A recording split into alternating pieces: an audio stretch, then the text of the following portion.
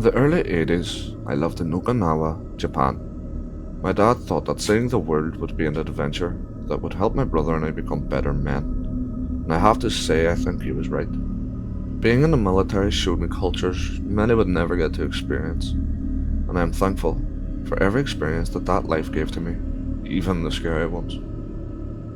While we lived in Japan, my father wanted us to have a fully immersive experience, so he chose to move us into a small Japanese neighborhood off base, where we lived in a little house at the top of an enormous hill in a cul-de-sac that overlooked, I kid you not, part of a huge zoo and on one side a fairly large cemetery. Our particular house was set far above the monkey habitats. About a mile downhill between us and those habitats was nothing but thick Indiana Jones style jungle. Jungle the neighbourhood kids and I would tramp through endlessly, ignoring the local warnings about poisonous snakes and ancient untripped mines from World War II. We were the only American family living in that cul-de-sac, completely surrounded by Japanese families, and it was amazing. The kids loved us, and although we couldn't communicate through language very well, we understood each other perfectly. Well, most of the time anyway. Opposite us was an older couple, with a lush garden surrounding their property. The older woman wanted us to call her Mama-san, and she had us helping her garden whenever she could coax us over with green tea and chocolate banana cookies. We loved her. She was so welcoming and generous, and as was everyone. Actually, we lived in a wonderful neighbourhood. The only drawback to Mama-san's home, however, was that she directly overlooked the cemetery. And that cemetery was unlike any cemetery I had ever seen before. Because Okinawa is an island, burials don't happen very often. Instead, above ground, are crypts, many of them built onto the side of the hills that make up the island.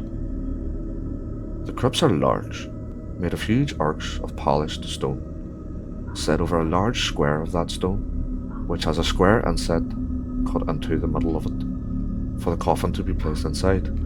Once inside, the square is inset with another piece of polished stone, just inside, leaving kind of a shelf on the outside, so offerings could be made. Yen, food, flowers, and incense are some of the offerings given. Below Mama-san's house was a valley that swooped back up into another hill. Opposite her home, that valley and both hills were covered with these crypts and spiderwebbing, or various stone steps. Step pathways that were old and badly maintained. It was quite a sight. One evening, Mama-san asked me to come visit her alone. She had something to show me, but it was only for me as the older brother. Intrigued and a bit proud, I agreed. She took me to the back of her garden and sat me on a thick wooden bench that was carved with scenes of fishermen and men with swords, and told me that she had a story to tell. Mama-san then disappeared for a while, and soon returned with a tray that held hot tea and sweet rice cakes. Sitting next to me, she smiled and commented on the colours of the evening sky as the sun began to lower. Mama-san said she had seen me and my brother and some other kids daring each other to follow a stairway path down into the cemetery. You have to understand that the path from our little home area down to the cemetery consisted of hundreds of steps, many broken or cracking in and out of bushes. It would be dangerous for anyone, but the real test was seeing how long we could take walking through the crypts at night. Mama-san wanted to explain why that was a bad idea. Many years ago during the war, Americans were thought to be devils, monsters that would murder innocent citizens for no reason. That fear was the product of wartime propaganda, used to encourage young men to military service and farmers to fight alongside them. But many didn't. Many ran, and with nowhere to go, nowhere to hide, hundreds of Japanese citizens hurled themselves off of a cliffside rather than face torture at the hands of their perceived enemy. I was terrified at hearing this. I had no idea this had happened. I was mortified and had so much sadness I started crying. The sun was setting and the sky went from pink and blue to a deep orange and red. Mama-san reached out and held my hand, telling me not to worry. This was in the past. The past is something that we must always remember, so we never go back. She went on with her story.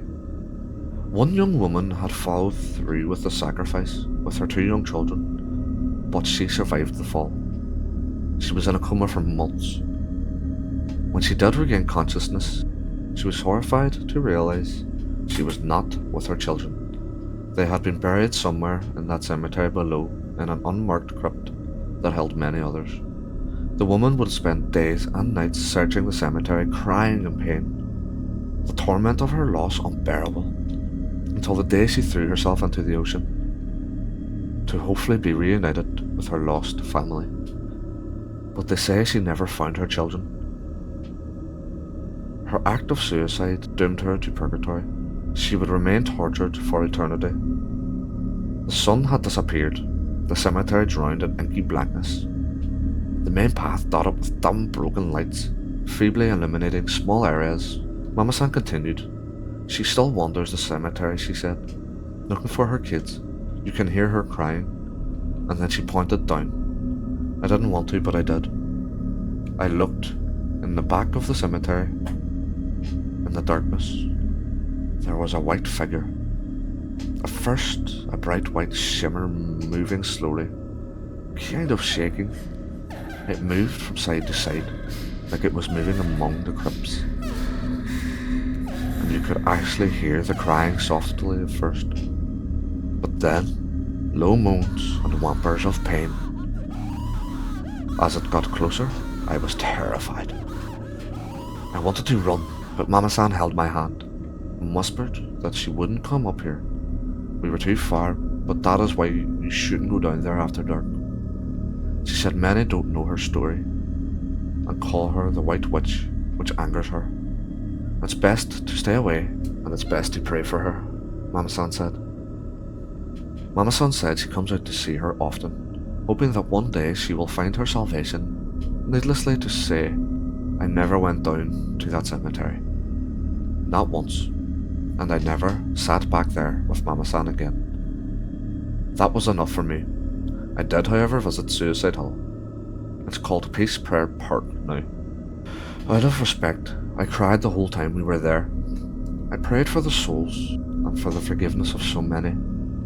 Japanese citizens spoke to us, welcoming us and telling us stories, sharing with us. I didn't feel worthy, and my love for the country and its people was overwhelming. I'll never forget my time there.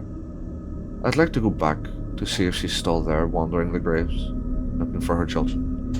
But I guess I will never know.